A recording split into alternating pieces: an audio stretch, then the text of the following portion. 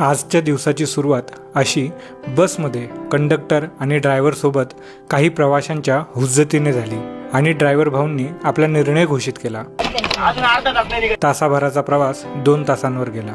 एकतर कडाक्याचं ऊन आणि त्यात ही मुजुरी, तळपायाची आग मस्तकात गेली।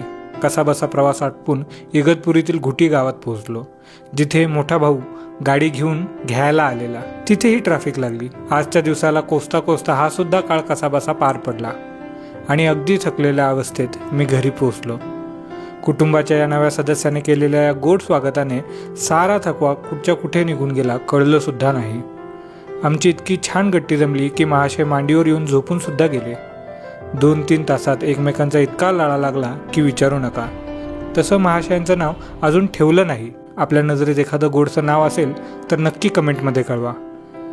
संध्याकाळी शेजारच्या टेकडीवर फेरफटका मारताना मावळत्या सूर्याला निहाळत संध्याकाळची रात्र होता होता दिवसाला विराम दिला। आजच्या दिवसाला उजाळा देताना मनात असंच आलं, प्रवास सुरू ठेवणं गरजेचं, वेळ बदलत राहते।